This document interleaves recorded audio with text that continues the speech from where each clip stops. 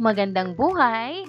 Halina't matuto kasama si Teacher Aika, your online teacher. Simulan na natin!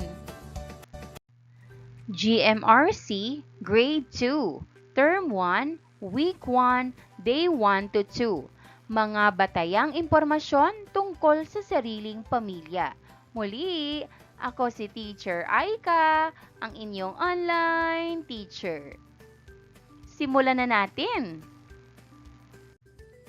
Kasanayang pampagkatuto na ipakikita ang pagpapahalaga sa sarili sa pamamagitan ng paggamit ng batayang impormasyon sa mga angkop na sitwasyon. Mga layunin. Una, natutukoy ang mga batayang impormasyon tungkol sa sariling pamilya. Pangalawa, nakakikilala na ang mga batayang impormasyon tungkol sa sariling pamilya ay mahalaga sa pagkakaroon ng kamalayan sa sariling pagkakakilanlan tungo sa pagpapahalaga sa sarili.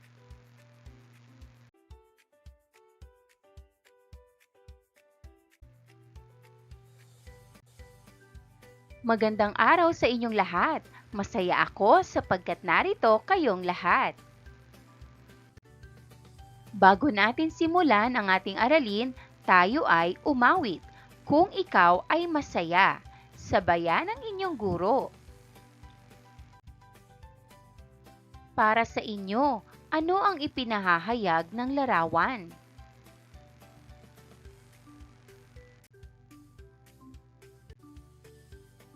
Basahin ang mga salita. Pamilya, pamilya. Pangalan ng magulang o tagapangalaga. Pangalan ng magulang o tagapangalaga. Bilang ng miyembro sa pamilya. Bilang ng miyembro sa pamilya. Pangalan ng kapatid o kasama sa tahanan. Pangalan ng kapatid o kasama sa tahanan. Tirahan, tirahan. Wika, wika.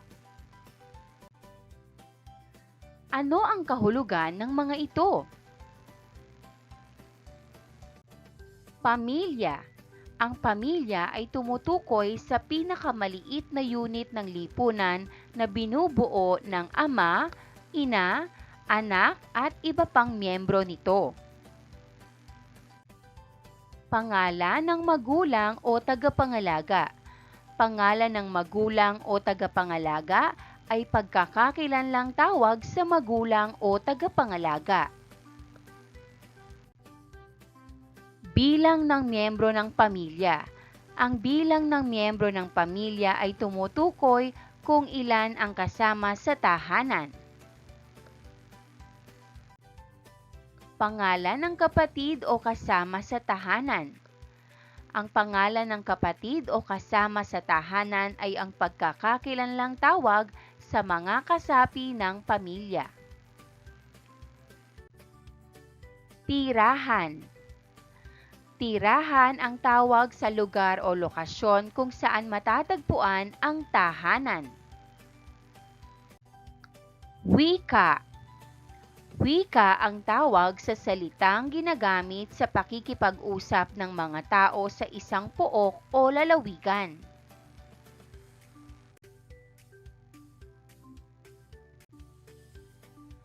Basahin ang maikling tula. Magkaroon ng talakayan gamit ang mga tanong sa ibaba bilang gabay. Ito ay may pamagat na Ang Aking Pamilya ni Crispino Parule Jr. Sa aming munti at payak na tahanan, tunay na nadarama pagmamalasakit at pagmamahalan mula sa aking magulang o tagapangalaga man. Kapatid at iba pang miyembro ay maaasahan. Batayang impormasyon tungkol sa pamilya ay pahalagahan Wikang ginagamit ay mabisang daan sa pakikipagtalastasan. Tunguhin ito ay kamalayan sa sariling pagkakakilanlan, pagpapahalaga sa sarili, pagkatutoy ganap na maunawaan. Talakayin natin ang tula. Una, ano ang mensahe ng tula? Sagot, ang pamilya ay nagmamahalan at nagmamalasakitan. Pangalawa, ano ang damdamin ng may akda sa kaniyang pamilya? Sagot, masaya at mahal niya ang kanyang pamilya. Pangatlo, sino-sino ang kasama mo sa inyong tahanan? Ibahagi ang iyong sagot sa klase. Pang-apat, mahalaga ba ang batayang impormasyon tungkol sa pamilya? Bakit? Ibahagi ang iyong sagot sa klase. Para sa sarili ninyong impormasyon, magbigay ng maikling sagot. Ano ang pangalan ng iyong magulang o tagapangalaga? Ang pangalan po ni nanay ay Patlang at ni tatay ay Patlang. Ilan ang kasapi o miyembro ng inyong pamilya? Mayroon po kaming 4 miyembro sa pamilya. Ano ang pangalan ng mga kasama mo sa inyong tahanan? Ang kasama ko po ay sina Patlang, Patlang at Patlang. Saan kayo nakatira? Nakatira po kami sa Patlang. Saang komunidad, barangay o bayan kayo napapabilang? Kami po ay taga-barangay Patlang sa bayan ng Patlang.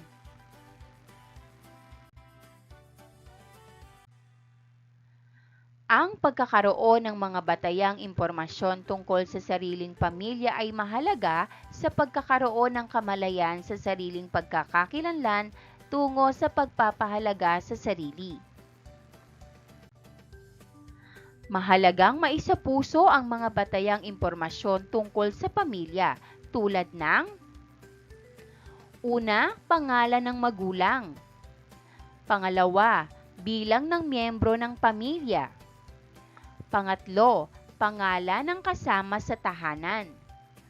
Pang-apat, tirahan. Panglima, barangay o bayan kung saan kayo napapabilang. Pagbabahagi. Sa ating naging talakayan at gawain sa araw na ito, ano ang inyong natutuhan? 2. Maaari ba kayong magbigay ng mga batayang impormasyon tungkol sa inyong pamilya?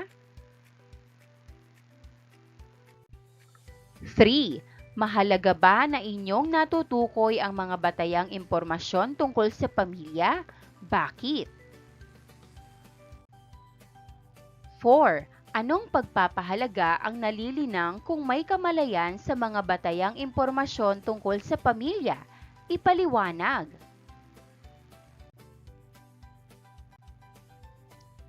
Panuto, iguhit ang masayang muka kung ang pangungusap ay nagsasaad ng pagkilala sa batayang impormasyon tungkol sa pamilya at malungkot na muka naman kung hindi. Isulat ang iyong sagot sa sagutang papel. 1. Kilala ko ang bawat miyembro ng aking pamilya. Masayang muka. 2. Hindi mahalaga ang pangalan ng aking mga magulang o tagapangalaga. Malungkot na muka. 3. Kabisado ko ang aming tirahan, pati ang aming barangay na kinabibilangan. Masayang muka. 4. Ang wikang ginagamit namin sa tahanan ay hindi mahalaga sa aming pagkakaunawaan. Malungkot na muka. 5. Ang mga batayang impormasyon ay mahalaga sa pagkakaroon ng kamalayan sa sariling pagkakakilanlan. Masayang muka.